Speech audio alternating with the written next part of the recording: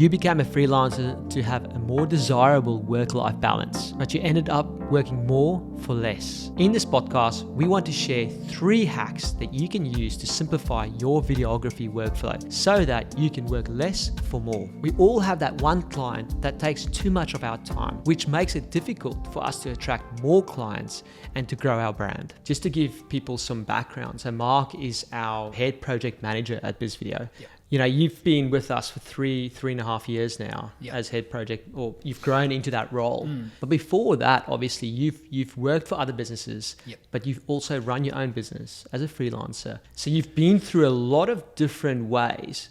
I guess coming to the question of, you know, being a freelancer, if you take yourself back to those days, what were the things that kind of like that you had to take on as a freelancer that you had to like face every day? Yeah, being a freelancer, you're trying to do, I guess, every job, every different task, day in and day out, and it can be like quite overwhelming. It's quite hard, I guess, to grow that business or see any progression because you always feels like, I guess, you're playing catch up. So I found, moving into this role and the processes we have in place here, it's kind of simplifies things and it makes your job easier but more enjoyable at the same time. Yeah, so there are ways to get around it, because I think even if I think back from my perspective, back to like the early days of BizVideo, where we were like literally just freelancing, Cornay and I, and it was this matter of like, we'll do a job and then where does the next thing come from? Where does the next job come from? And we would work on a project, we wouldn't have time. So time was a big thing because we wanted to take it to that next level, but we never could because it's like, how do we make time? And that's where like coming to our 3 hacks today, which is 3 ways that you can like work on straight away that will simplify things, which will buy back more time for you. Now, obviously in your role, you get to do a lot from, you know, everything from working with the clients, planning the shoots, doing the shoots and the editing and working with videographers, with our subcontractors and everyone like that. But if we dive into the first topic, which is communication with clients, what would you say are key points that if you kind of look at all your time and all your learnings over all these years, what are things that you feel like can really simplify and make things better? Putting things in place and having sort of a process or a structure with your communication with your clients. So it almost becomes like second nature. You don't really even have to think about it. And a big thing is communicating with them, you know, like every week. And that might be a calendar event in your calendar, your Google Calendar, something like that, whatever works for you. But having that in place every week so they feel reassured, they see you as the professional because you're always on top of it. They're not wondering, hey, where's my project at, or where's my videos at. Constantly keeping them updated, and that they feel confident as you as the professional. And it's also, you know, putting templates in place so you're not, you know, having to redesign or create a new email each week or every day. It's you kind of, if you have a handful of emails that, you know, your go-to for whatever step or whatever stage the project's at, and then you can just let that client know where it's at, what the next step is, and, you know, they feel reassured. That's it. Gives them confidence, because I think that's one thing that like you and like the team do so well, and all of us together, is the fact, like you say there, like a calendar event, especially like on a Friday afternoon, we call it FCC, Friday Client Communication, and it's easy. We just know like a half an hour or late on a Friday, all the projects that we're working on, like you say there, it's just like giving the client, you know what, we've started your project this week, or we started culling through the visuals, or we started like forming the message of the interview. And that's a great point. Like that, just picking points throughout the week makes it super easy, so you don't have to even think about it. And how do you feel like that has made it better for our clients since we put that in place? I think well, even if I use like, you know, previous client experiences with us, when we come to screen their videos, they often say to us how much they enjoyed that client journey. And yeah, they just loved that they, you know, found a part of it the whole way through. And, you know, at the end of the day, if you have a happy client, then that's going to lead to more work. That's going to lead to more clients. So it might feel like minor things, but long term, it's like, it's so important and such, important part of the big picture. Yeah. Yeah, it just allows you to like free up that headspace, because I remember back in the day when we brought that in, it was like the problem we had was like clients would email us on a Monday morning, because what happens is they'll normally plan out Monday morning. They'll go, "Where's the video at?" or "Where's the stories at?" or whatever. Yeah. And then that we get an email and we're like, "Oh," and then we start our Monday like that. It's the worst thing. Yeah. Whereas now we don't get those emails. We rarely get any emails going, "How is the video going?" I always had this, not an insecurity, but like where to some degree, I didn't want to bring it to their attention. I didn't want to let them know how the edit's going. Yeah. I kind of just kept it like, like didn't want to say too much or bring it up. But like the more you can bring it up, the more proactive, the more they know from their side that, man, things are happening. Yeah. They're working on my edit. Yeah.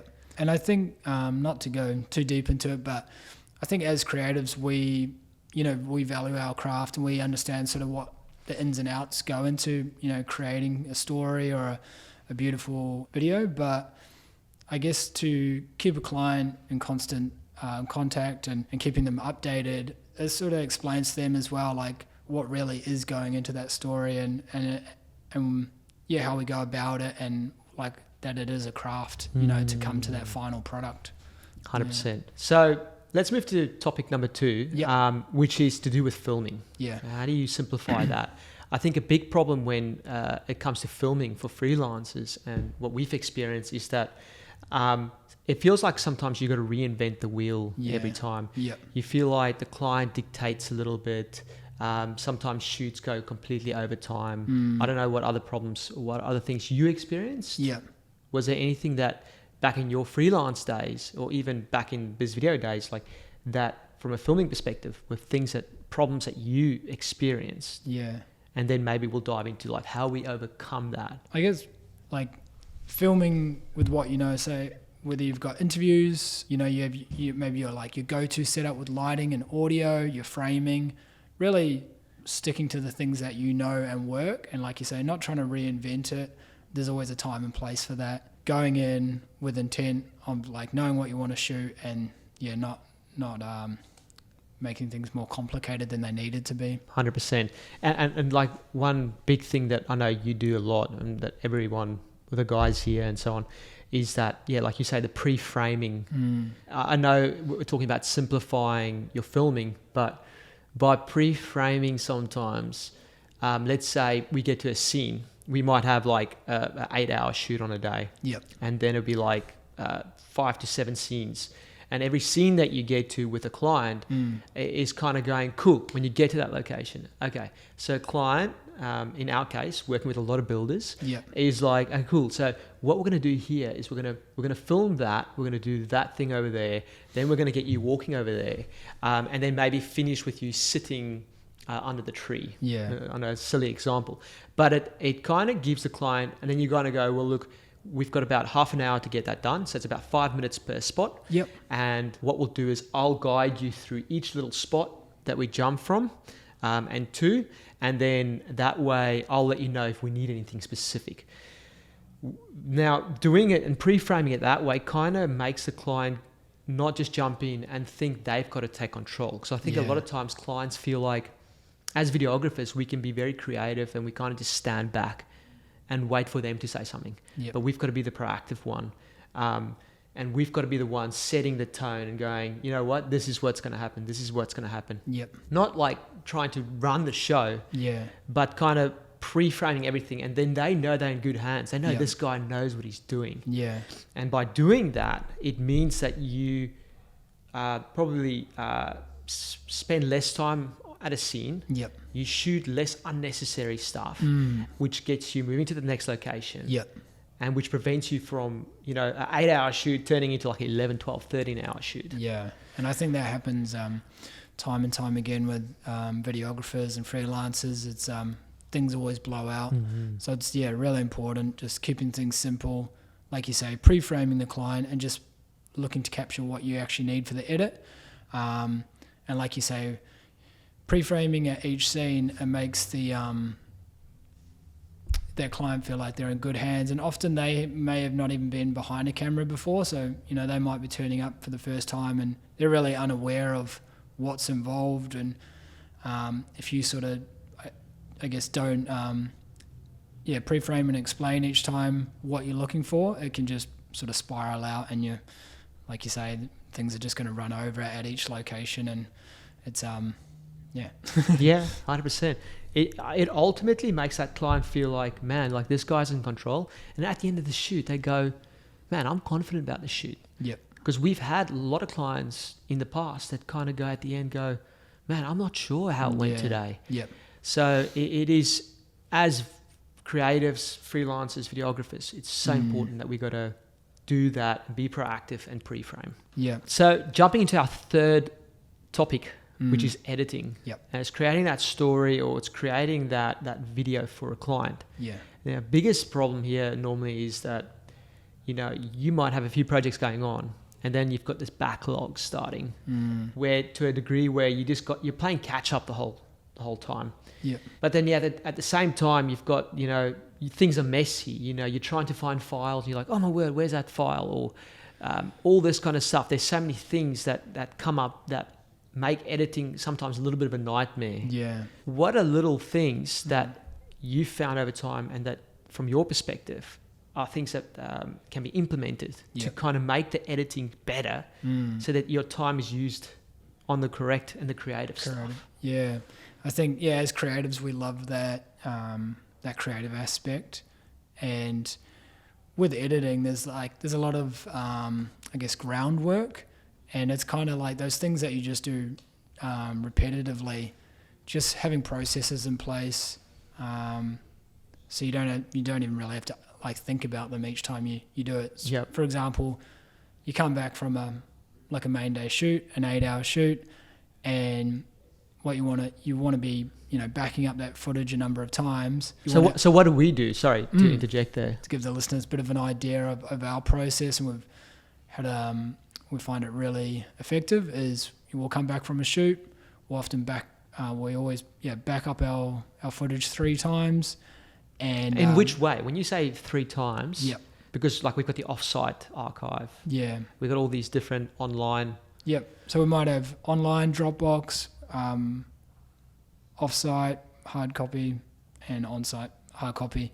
So we'll back it up 3 times, and then we will begin the proxying process, because we work from proxies, makes it more efficient when you're editing.